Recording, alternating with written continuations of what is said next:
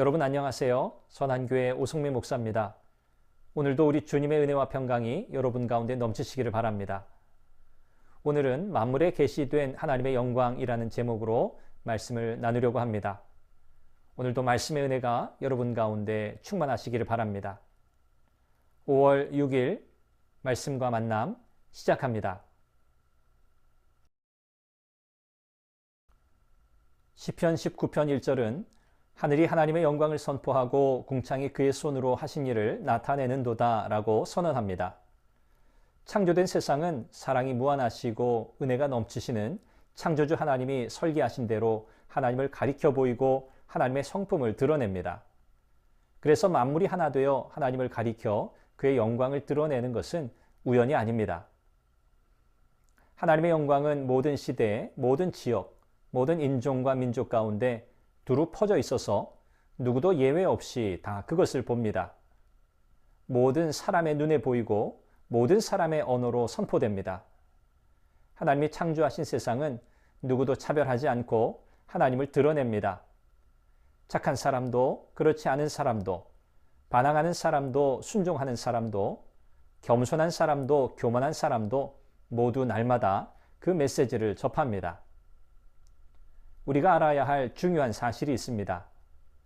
하나님은 우리를 그분의 형상대로 지어 그분의 관계 속에서 사랑하고 예배하게 하셨을 뿐 아니라 우리의 삶의 환경이 언제나 하나님을 가리켜 보이도록 설계하셨다는 사실입니다.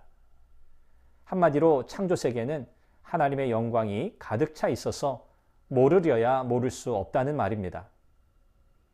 하나님의 영광은 사막의 모래 언덕에서도 보이고 장엄한 협곡에서도 보이고 만년설이 쌓인 산 정상에서도 보이고 찬란한 태양의 온기와 은은한 달빛, 반짝이는 별빛에서도 보입니다.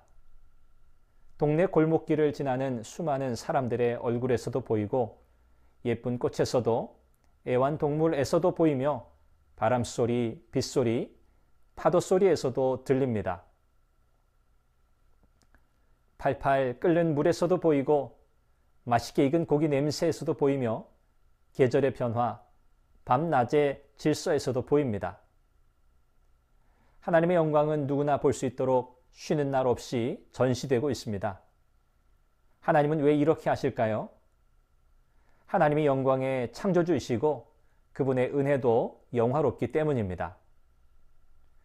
하나님은 우리를 범사의 그분을 알고 섬기며 사랑하고 예배하는 존재로 지으셨습니다. 그런데 죄가 하나님을 향하는 우리의 눈과 마음을 흩뜨려 놓을 것을 아셨습니다. 그래서 우리가 하나님의 존재를 볼 수밖에 없게 하셨고 아무런 자격도 요구하지 않고 값없이 자신을 계시해 주신 것입니다. 덕분에 우리는 그분을 인정하고 구하며 신뢰하고 섬기며 살아갈 수 있습니다. 하나님의 존재와 영광에 대한 만물의 생생한 증언은 하나님이 계획하신 것이며 타락하여 왜곡된 시선을 가진 인생에게 하나님을 부정하기보다 인정하는 쪽이 더 자연스럽다는 것을 알려줍니다. 따라서 하나님의 영광에 대한 예배는 믿는 자들의 소수의 반응이어서는 안 되고 모든 사람이 보여야 할 당연한 반응이어야 합니다.